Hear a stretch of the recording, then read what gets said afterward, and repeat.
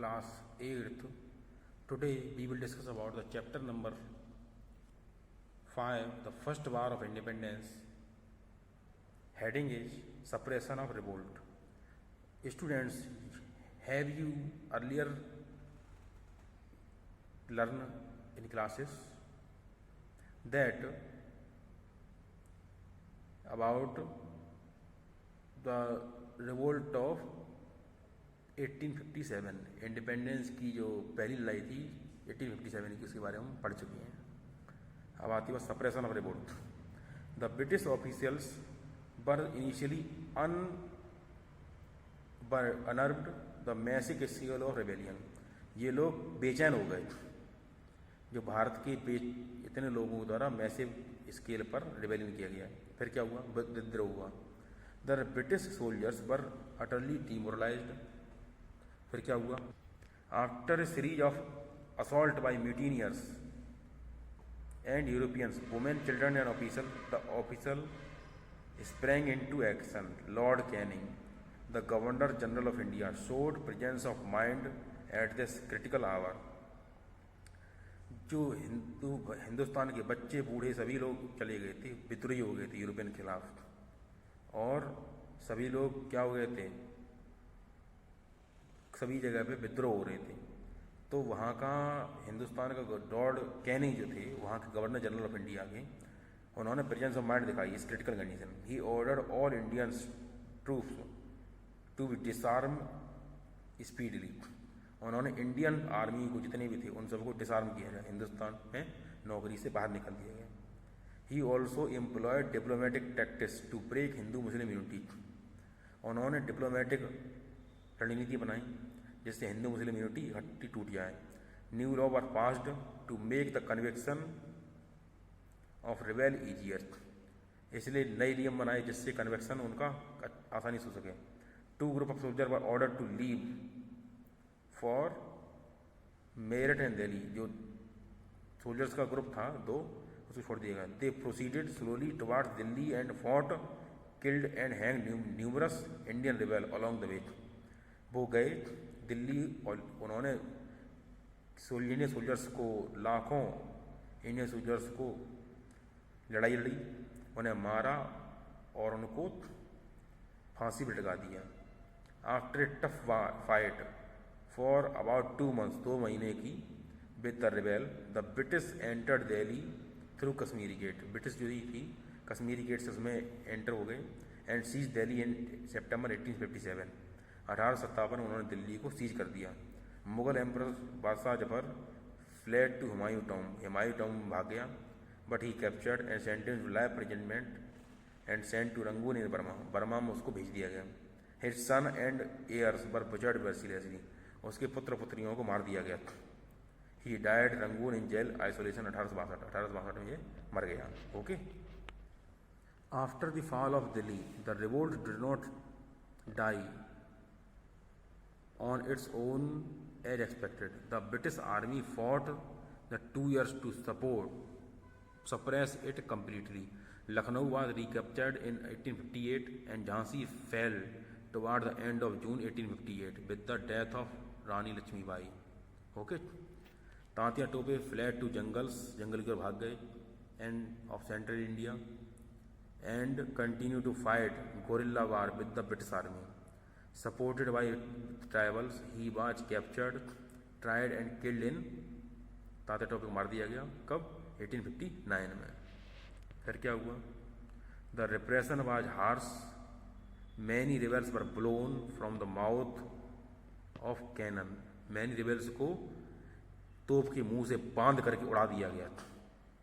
Other were hanged publicly. उनको publicly मारा गया.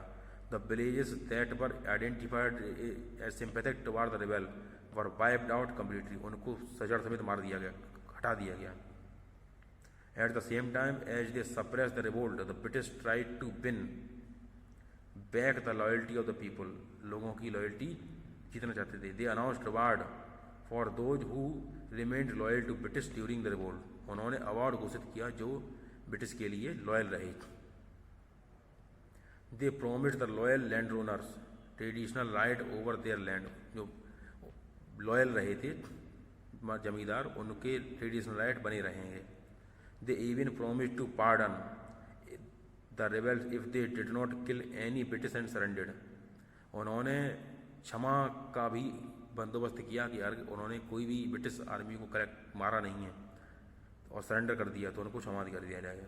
However after our surrender thousands of rebel soldiers raja nawab and were tried and hanged.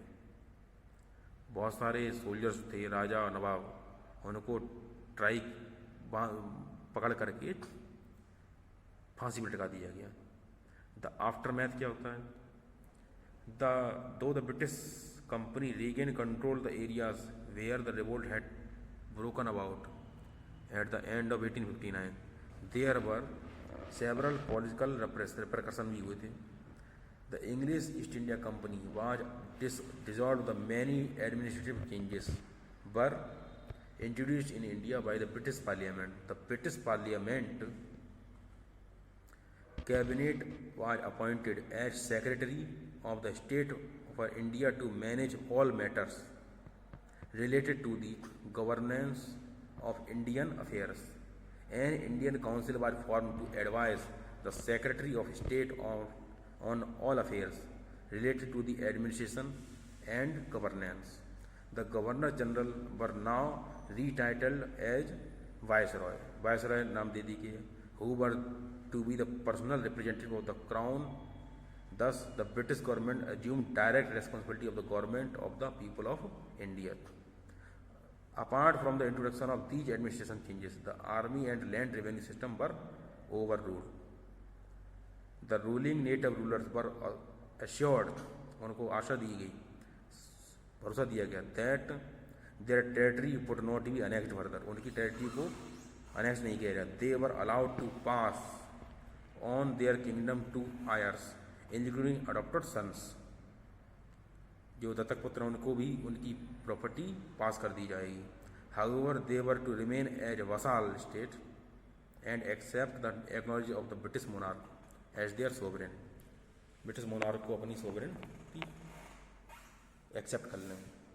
The army was reorganised and the number of Indian soldiers was reduced and number of European soldiers was increased. Recruitment of soldiers from state like Awadh, Bihar, central and south India was reduced and more soldiers were recruited from the among Sikh, Gujarat, Gorkha and Pathan.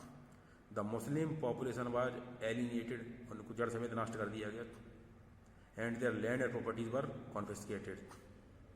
The British decided to adopt a policy of non interference in the customary religion and social practice of the Indian peoples. Indian के people में कोई भी ज़्यादा भेदभाव वाली policy नहीं रहते हैं। The land policies were renewed to protect the interest of landlord and zamindar and give them right to over their land. With these changes, the British began a new chapter in the extending their colonial rule in India. Okay. With these changes, the फिर क्या होता है? Different historical anatomy different रूप में इसको घटना को बताती है। Though widely spread in the region of north and south India, this rebellion could not spread in the region, especially in the South India, so it lacked all India characters. Many इनके special characters क्या थे और देख लेते हैं कि many Indian rulers remained loyal to the British and did not join the rebel for their selfish gain. The revolt did not gain the support of the educated upper middle class and Indian who still believed British rule could help them modernise backward Indian society. बहुत से लोग जो पढ़े लिखे थे उन्होंने भी इस रिबेल को सपोर्ट नहीं किया क्योंकि अंग्रेज जो है उनको ज़्यादा अच्छा लगे।